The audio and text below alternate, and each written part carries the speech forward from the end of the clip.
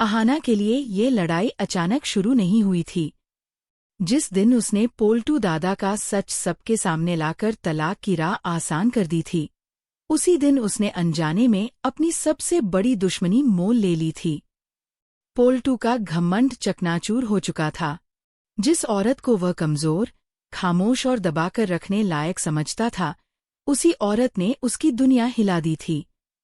तलाक के फैसले के बाद से ही पोल्टू के दिल में सिर्फ एक ही आग जल रही थी, बदले की। उसकी आंखों में न शर्म थी, न पछतावा, बस एक ही जिद थी कि अहाना को ऐसी सजा मिले जिसे वह जिंदगी भर न भूल पाए। इसी जिद में वह अपनी माँ ठकुराइन के साथ जा मिला। माँ बेटे की यह जोड़ी अब सिर्फ परिवार नहीं रही थी, अब वे साजिशकर्ता बन चुके थे। ठकुराइन, जो बाहर से मर्यादा और संस्कार की मूर्ति लगती थी, भीतर से उतनी ही कठोर और चालाक थी। उसने बेटे के गुस्से को हवा दी और दोनों ने मिलकर ऐसा खतरनाक प्लान बनाया कि अगर वह कामयाब हो जाता तो अहाना की पूरी जिंदगी बर्बाद हो सकती थी। यह सिर्फ बदले की साजिश नहीं थी, यह अहाना को रास्ते से हमेशा के लिए हटाने की योजना थी। उधर हवेली में सब कुछ सामान्य दिखाने की कोशिश की जा रही थी, लेकिन दीवारों के भीतर डर और बेचैनी तैर रही थी। पार्टी खत्म हो चुकी थी, मेहमान लौट गए थे, मगर घर के हर कोने में सवाल गूंज रहे थे। जिस हवेली में कभी अनुशासन का राज था, वहां अब शक और फुसफुसाहटें जन्म ले चुकी थीं। अर्जुन अपने कमरे में अकेला बैठा था। उसकी आंखों के सामने बार बार पिता का झुका हुआ सिर और आदित्य की पीड़ा से भरी आंखें घूम रही थीं। उसे पहली बार एहसास हो रहा था कि सच सिर्फ जानना ही काफी नहीं होता, उसे स्वीकार करने की हिम्मत भी चाहिए। अहाना चुपचाप कमरे में आई। उसने कोई भाषण नहीं दिया, कोई सवाल नहीं किया, बस अर्जुन के पास बैठकर उसका हाथ थाम लिया। उस एक स्पर्श में भरोसा था, हिम्मत थी और ये वादा भी कि वह इस लड़ाई में अकेला नहीं है। अर्जुन की आंखों से आंसू बह निकले। उस पल उसे समझ आ गया कि रिश्ते खून से नहीं, सच और साथ से मजबूत होते हैं। दूसरी ओर हवेली के सबसे अंदर वाले कमरे में ठकुराइन अकेली बैठी थी।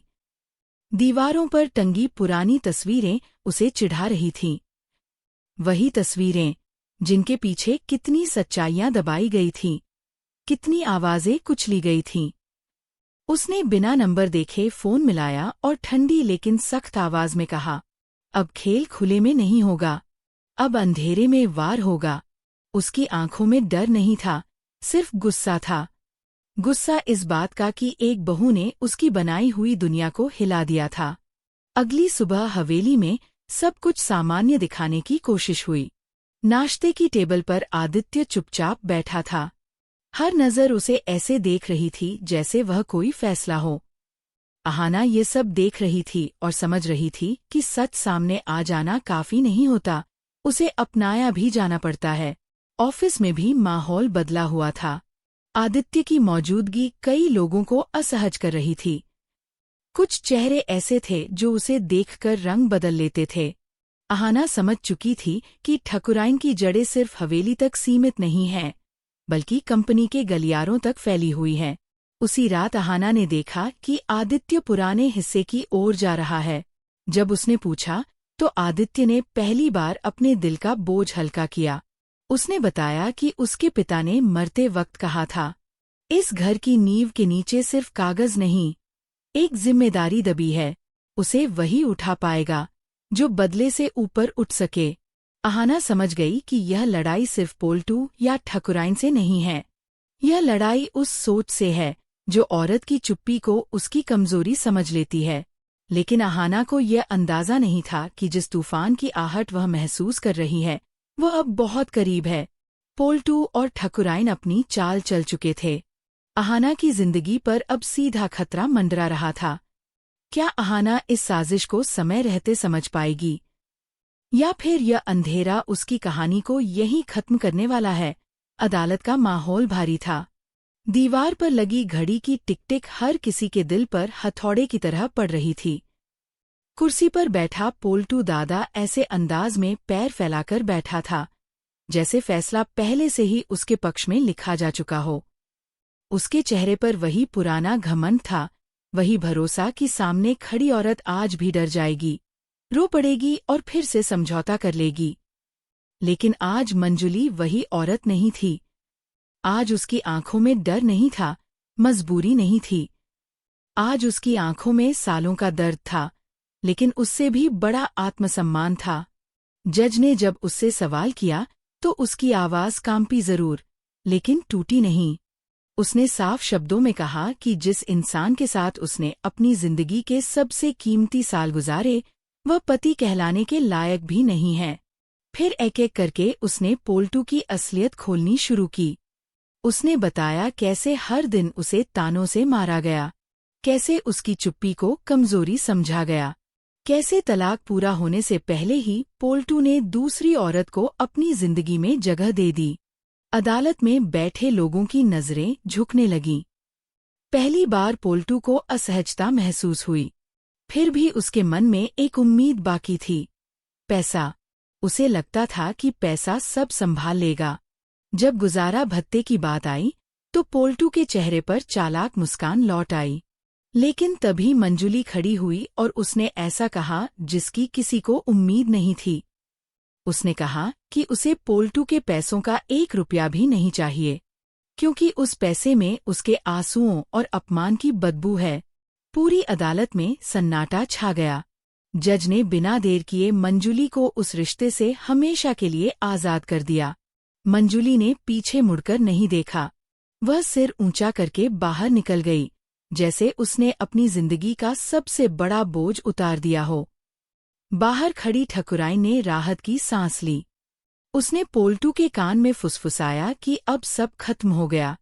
पोल्टू को लगा कि वह जीत गया है, लेकिन असल में वह अपनी तबाही की तरफ पहला कदम रख चुका था। दोनों ने वहीं तय कर लिया कि अब देरी नहीं करनी है। मंजुली की याद मिटाने का सबसे आसान तरीका था नई शादी। पोल्टू सीधे पहुंचा पुजारिन के पास। बाहर से सीधी सादी दिखने वाली यह औरत अंदर से उतनी ही लालची थी। पोल्टू ने उसके सामने बड़े घर, रुतबे और ऐशोआराम के सपने रखे। पुजारिन के मन में लालच की आग भड़क उठी। उसने सोच लिया कि एक बार वह इस घर की मालकिन बन गई तो सबको अपनी उंगलियों पर नचा लेगी। उसे यह अंदाजा नहीं था कि वह जिस घर में कदम रखने जा रही है वह एक जाल है। 2 दिन बाद मंदिर में शादी रखी गई। फूल, मंत्र और भीड़, सब कुछ था, लेकिन हवा में एक अजीब सी घुटन थी, जैसे कुदरत खुद इस रिश्ते के खिलाफ हो। वरमाला के वक्त माला टूटकर जमीन पर गिर गई। लोग फुसफुसाने लगे। पंडित ने इसे अपशगुन बताया, लेकिन ठकुराइन ने चालाकी से बात संभाल ली। शादी हो गई, लेकिन शांति नहीं आई। शाम होते होते पोल्टू, ठकुराइन और नई दुल्हन पूरे तामझाम के साथ हवेली पहुंचे। पुजारिन के नखरे शुरू हो चुके थे। दहलीज पर कदम रखने से पहले ही उसने शर्त रख दी, स्वागत रानी जैसा होना चाहिए, सोने की आरती थाली चाहिए। पोल्टू ने जोश में हामी भर दी, लेकिन जैसे ही वे मुख्य दरवाजे तक पहुंचे, सबके कदम रुक गए। दरवाजा अंदर से बंद था, ना रोशनी, ना आवाज। ठकुराइन ने दरवाजा पीटा, आवाज दी, लेकिन जवाब में सिर्फ सन्नाटा मिला। धीरे धीरे पड़ोसी इकट्ठा होने लगे, ताने कसने लगे।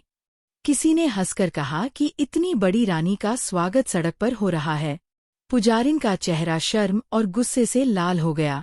उसने पोल्टू को ऐसी नजर से देखा जिसमें अब भरोसा नहीं था, सिर्फ सवाल थे। उसी वक्त कहीं दूर मंजुली एक नई सुबह की तरफ बढ़ रही थी। पुराने डर, पुराने रिश्ते और पुराने जख्म पीछे छोड़कर अब कहानी सिर्फ तलाक और दूसरी शादी की नहीं रही थी।